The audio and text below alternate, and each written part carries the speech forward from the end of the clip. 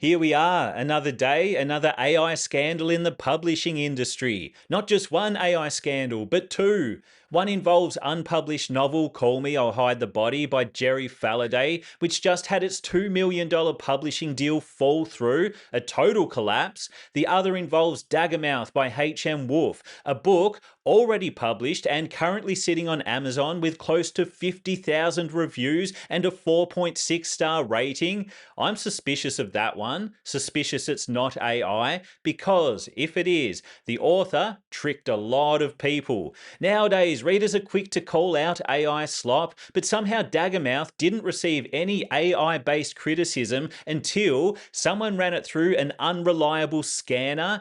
Yeah, something doesn't add up there. All right, let's unravel this mess. No one writing advice.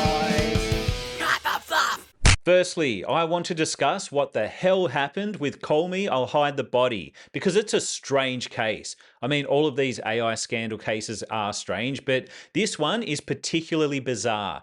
In the case of debut author or attempted debut author Jerry Falliday, he'd already received a $2 million offer from Minotaur, a Macmillan imprint, before his agent withdrew the manuscript from sale. Yes, his own agent killed the deal. Part of the statement from the agent said, "During the submission process, we vetted the manuscript with Jerry for AI and felt trusting in his reassurance that it was written without utilizing AI as a resource in the writing or editorial process.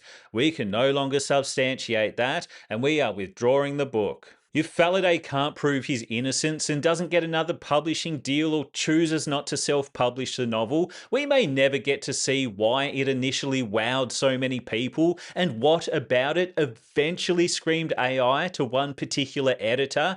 Yes, it was literally one editor who called it out. And according to Falliday's agent, the author couldn't answer the tough questions and reportedly changed his original story around how the manuscript was produced.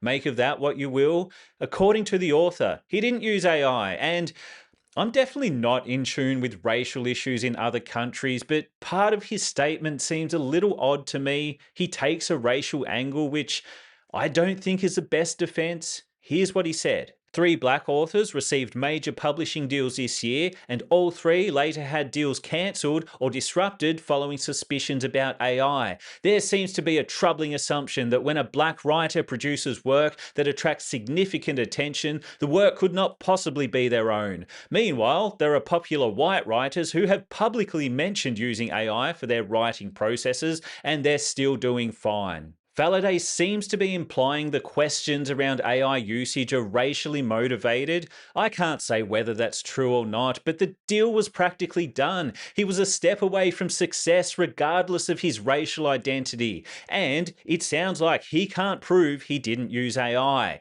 It can be hard to prove someone did use AI. That's tough and only getting tougher. But it's not so hard to prove you didn't if you keep all your drafts. Yes, it sucks that you may need to prove you wrote a thing, but that's the new reality, unfortunately. If you don't use AI, your drafts will demonstrate this, to editors and other writers at least. The thing is, one of the cancelled publishing deals Falliday mentioned is presumably Mia Ballard's Shy Girl, where the author admitted her editor did use AI in the editing process. So yeah, of course the publishing deal for a human-produced novel was cancelled when the novel was found to be produced using AI. Why is that surprising? Knowing the full story, what is surprising is that it even made it that far in the publishing process.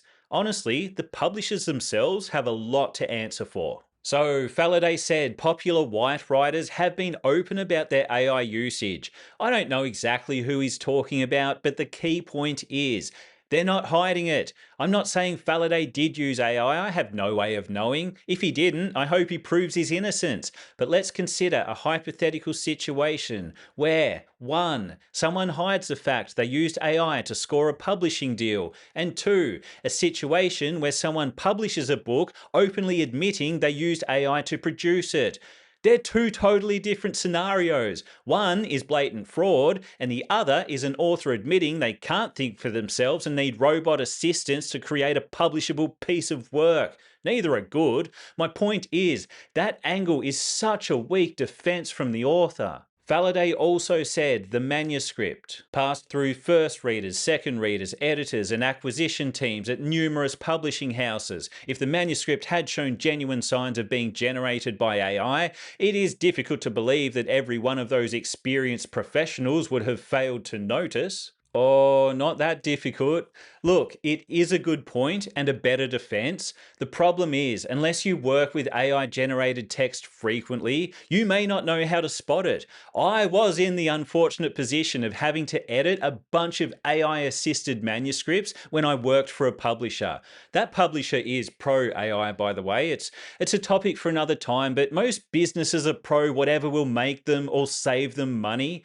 Eventually, I got better at spotting AI, but before those first couple of books, you could have easily tricked me. Not saying I can't still be tricked, I can, just not as easily. Hopefully. My question is, in Falliday's case, how many of the people in the process were trained to spot AI or have worked with AI enough to know when they see it? Like I said, when one editor who presumably did have experience spotting AI called out the author, the deal fell apart. Falliday's agent dropped him. The author, for whatever reason, couldn't prove he didn't use AI to one of the people who would want to believe him the most, his agent, who also had a lot to lose. What is happening here? Unless Falliday has a really unconventional writing process, it shouldn't be hard to prove he wrote the book. Let's talk Daggermouth. The speculative fiction novel written by H.M. Wolf is a huge success, AI involvement or not. So, what went wrong? Well, a group of researchers studying AI content in published books revealed to The Atlantic that Daggermouth, one of the novels they analysed, received an AI detection score of 60% in Pangram. First point, AI detection tools are notoriously inaccurate. So let's just call that revelation what it is. Zero proof. The publisher, Simon & Schuster, naturally support the author. No surprises there. If the Mia Ballard situation is anything to go by, publishers will ride with their AI authors until the wheels fall off the relationship. In the Daggermouth situation, the author obviously denies the accusations. Once again, no surprises. The question is there any proof aside from the detection score that Daggermouth was written or edited using AI? In short, no, not that I've seen. I'm tempted to read the book to see for myself, but the worst I can find online are accusations of poor writing in some reviews and the odd speculation after the fact. That's the one thing all AI accused books seem to have in common. They're poorly written. AI or not, why are publishers publishing poorly written books? Do you want the real answer? The right book with the right angle will sell regardless of how poorly written it is. Have we already forgotten about 50 Shades of Grey? Clearly, publishers aren't shy about handing out huge publishing deals for technically bad books that they think will sell. It's all about the money. It always is. It always has been. Let's be honest. Major publishers would absolutely publish AI books if they sold well and they could get away with it. Some of them have tried to get away with it. Look again at the Shy Girl situation. That book was already self-published and receiving plenty of AI accusations when the publisher picked it up. Publishers and acquisition editors aren't looking for good, they're looking for profitable. And that, right there, is the real problem. If you enjoyed this video, hit subscribe. If you didn't enjoy this video, hit subscribe anyway and hate watch my content. That's always fun.